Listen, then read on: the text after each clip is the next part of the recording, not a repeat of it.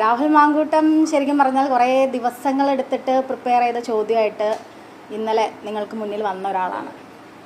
ഇന്നലെ രാഹുൽ മാങ്കൂട്ടം പറഞ്ഞ ചോദ്യങ്ങൾക്ക് ഒരു സമയവും എടുക്കാതെ എനിക്ക് ഉത്തരം പറയാൻ ഒരു ബുദ്ധിമുട്ടുമില്ല. അതുകൊണ്ട് തന്നെയാണ് നിങ്ങൾ ഓരോരുത്തരും വിളിച്ചു കഴിഞ്ഞപ്പം ഞാൻ പറഞ്ഞത് ഇന്ന് ഞാൻ റെഡിയാണ് നിങ്ങളോട് സംസാരിക്കാൻ എന്ന് ഞാൻ പറഞ്ഞത്. അതുകൊണ്ടാണ് രാഹുൽ മാങ്കൂട്ടം എന്ന് പറയുന്ന വ്യക്തി ഒരു സ്ത്രീ പീഡകനായിട്ട് ഇപ്പോൾ കഴിഞ്ഞ ദിവസം ജാമ്യത്തിലിറങ്ങി ഇവിടെ ഒരു ചാനൽ, അതിൻ്റെ ഭാഗമായിട്ടുള്ള ആളുകൾ ഇവിടെ ഉണ്ടോയെന്ന് എനിക്കറിയില്ല, അവരെ ഇൻ്റർവ്യൂ ചെയ്ത ഹാഷ്മി.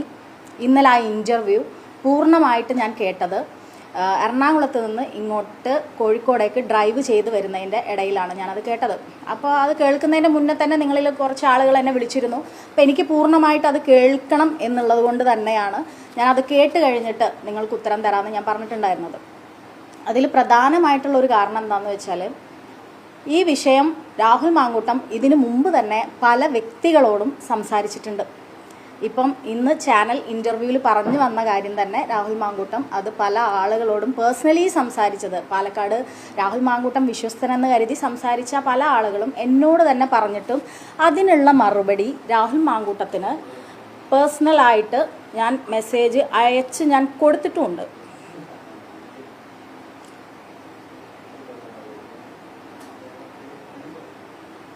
ഇതാ ഇത്രയും മെസ്സേജ് ഞാൻ രാഹുൽ മാങ്കൂട്ടത്തിന് അയച്ചിട്ടുണ്ട്. ഏറ്റവും ലാസ്റ്റ് രാഹുൽ മാങ്കൂട്ടത്തിന് ഞാൻ അയച്ച മെസ്സേജുകളാണിത്.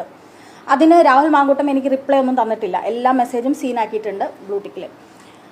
പിന്നെ അദ്ദേഹം ആരോപിച്ച ഒരുപാട് കാരണങ്ങളാണ്. അതിലൊന്ന് എനിക്ക് ഏറ്റവും വിഷമമുണ്ടാക്കിയൊരു കാര്യം എന്താണെന്ന് വെച്ചാൽ, അതിജീവിതമാർ നൽകിയ പരാതികൾക്കെതിരെ നീ മാനനഷ്ടത്തിന് പോവണമെന്ന് ഞാൻ പറഞ്ഞു എന്ന് പറഞ്ഞിട്ടുള്ള ഒരു മെസ്സേജ്.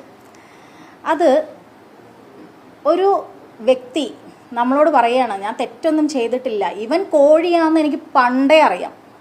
രാഹുൽ മാങ്കൂട്ടം എന്ന് പറയുന്ന വ്യക്തി ഒരു കോഴിയാണ് എന്നും, ഞാൻ പറയട്ടെ, ഹേമ കമ്മീഷൻ പോലെ ഒരു കമ്മീഷൻ കോൺഗ്രസിനകത്ത് വെച്ചാൽ കോൺഗ്രസിൻ്റെ നിരവധി യുവ തലമുറയിലുള്ള മഹിളാ കോൺഗ്രസിൻ്റെ സ്ത്രീകളായിട്ടുള്ള ആളുകളുടെ ഫോൺ വെപ്പിച്ച് രാഹുൽ മാങ്കൂട്ടത്തിൻ്റെയും ഫോൺ വെപ്പിച്ച് പരിശോധിച്ച് ഒരു കമ്മിറ്റി ഉണ്ടാക്കിയാൽ തികച്ചും വ്യക്തമായിട്ട് അറിയാൻ സാധിക്കും ഈ രാഹുൽ മാങ്കൂട്ടം എന്താണ് എന്ന്. പിന്നെ ഇന്നലെ അവനെ വെളുപ്പിക്കാൻ വേണ്ടിയിട്ട് ഹാഷ്മിനെ ഞാൻ ഒരുപാട് റെസ്പെക്റ്റ് ചെയ്തിരുന്ന ഒരാളായിരുന്നു. കാരണം അദ്ദേഹത്തിന് വാക്കുകൾക്ക് തടസ്സമുണ്ട് എന്നൊന്നും എനിക്ക് ഒരു കാലത്തും തോന്നിയിട്ടില്ല. അങ്ങനത്തെ ഒരു വ്യക്തി രാഹുൽ മാങ്കൂട്ടത്തിൻ്റെ വാക്കുകൾ അവരെന്താണ് പറയുന്നത് എന്ന് മാത്രം കേട്ടുകൊണ്ട് ഒരക്ഷരം ചോദിക്കാതെ നിന്ന ഹാഷ്മിയോട് എനിക്ക് പുച്ഛം തോന്നുകയാണ്. ആ ചാനലിനോട് എനിക്ക് പുച്ഛം തോന്നുകയാണ്. കാരണം എന്നെ സംബന്ധിച്ച് എനിക്കിതൊരു വിഷയമല്ല. രാഹുൽ മാങ്കൂട്ടം ഇന്നലെ ആരോപിച്ച വിഷയങ്ങളിൽ അഴിഞ്ഞു വീഴാനുള്ള ഒന്നും എം.എ. ഷഹനാസ് എന്ന് പറയുന്ന വ്യക്തിയുടെ ജീവിതത്തിലില്ല. ഒന്നില്ലെങ്കിൽ രാഹുൽ മാങ്കൂട്ടത്തിനേക്കാൾ ഒരു കുറച്ചോണം കൂടുതൽ ഉണ്ടിട്ടുള്ള അനുഭവ പരിചയം, ഒരു സ്ത്രീയായിട്ട് ഇവിടെ നിൽക്കുന്നതിൻ്റെ അനുഭവ സമ്പത്ത് ഉള്ള ഒരാൾ തന്നെയാണ് എം.എ. ഷഹനാസ് എന്ന് പറയുന്ന ഞാൻ. അതുകൊണ്ട് തന്നെ രാഹുൽ മാങ്കൂട്ടം പറഞ്ഞിട്ടുള്ള ഓരോ കാര്യങ്ങൾക്കും രാഹുലിൻ്റെ മുഖത്ത് നോക്കി സംസാരിക്കാനുള്ള ആർജവം എനിക്കുണ്ട് എന്ന് പറയാനാണ് ഞാൻ ആഗ്രഹിക്കുന്നത്. ഞാൻ രാഹുൽ മാങ്കൂട്ടത്തിനെ വെല്ലുവിളിക്കുകയാണ്. ഇന്നലെ ഹാഷ്മിക്ക് മുന്നിൽ ഇരുന്നതുപോലെ എനിക്ക് മുന്നിൽ ഒന്ന് ഇരുന്ന് തരാനുള്ള ധൈര്യമുണ്ടോ എന്ന് ഞാൻ വെല്ലുവിളിക്കുകയാണ്. ഇനി അതല്ല, രാഹുൽ മാങ്കൂട്ടത്തിൻ്റെ വീട്ടിൽ പോയിട്ട് രാഹുൽ മാങ്കൂട്ടത്തിനോട് അവൻ പറഞ്ഞിട്ടുള്ള ഇത്തരം മുഴുവൻ കാര്യങ്ങളെയും ചോദ്യം ചെയ്യാനുള്ള കപ്പാസിറ്റി ഉള്ള ഒരു സ്ത്രീയാണ് ഞാൻ എന്തെങ്കിലും ഒരു കാര്യം നിങ്ങളോട് മുന്നിൽ അല്ലെങ്കിൽ സമൂഹത്തിന് മുന്നിൽ വന്ന് പറയുന്നുണ്ടെങ്കിൽ അതിലെനിക്ക് ഉത്തമ ധാരണയില്ലാതെ ഞാൻ പറയില്ല.